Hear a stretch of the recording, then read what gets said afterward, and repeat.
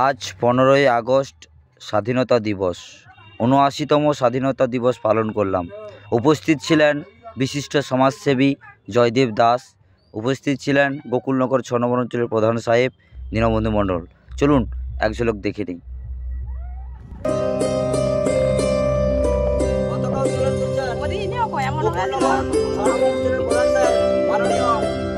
দীনবন্ধু মণ্ডল মহাশয়।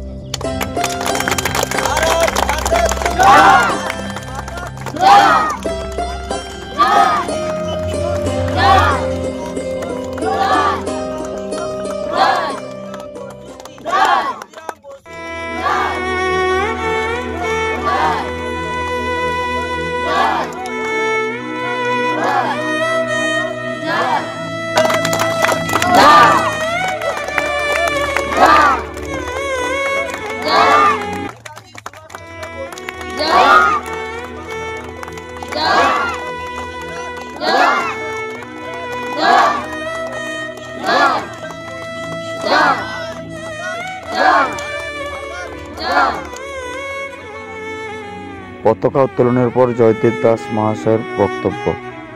এবং 1942 সালের ভারত ছাড়ো আন্দোলনের তীব্রতা বিশিষ্ট সমাজসেবী জয়দেব দাস মহাশয়ের বক্তব্যের পরেই আমরা পরিক্রমা শুরু করি। শহীদদের উদ্দেশ্যে এক বিশাল বড় মাপের পরিক্রমা। তারপর পরিক্রমার পরে আমরা একে একে সারিবদ্ধভাবে লাইন দিয়ে সমস্ত ছোট ছোট বাচ্চার কাছ থেকে শুরু করে মা বোনেরা প্রত্যেকে এসেছে এবং প্রত্যেকে কিছু খাবারের ব্যবস্থা ছিল, তো সবাইকে দিলাম এবং পথচলতি মানুষ সবাইকে দাঁড় করে আমরা কমিটির তরফ থেকে সবাইকে খাবার হাতে তুলে দিচ্ছি, যেটা আমরা করে থাকি, আমরা তো সবাই জানি। তো একজন দাদাভাই দেখতে পাচ্ছে, উনি কিন্তু খুশি হয়ে আমাদের এই কাজে খুশি হয়ে বলছে যে আমার কাছে মানে কিছু পয়সা দেওয়ার চেষ্টা করছিল, কিন্তু আমরা নিইনি, কারণ এটা নেওয়া ঠিক নয়, তাই নিইনি। তো দেখতে পাচ্ছ আমাদের কিন্তু এইভাবে কার্যক্রম প্রত্যেক বছর যাতে করতে পারি সেরকম আশীর্বাদ করবে সবাই।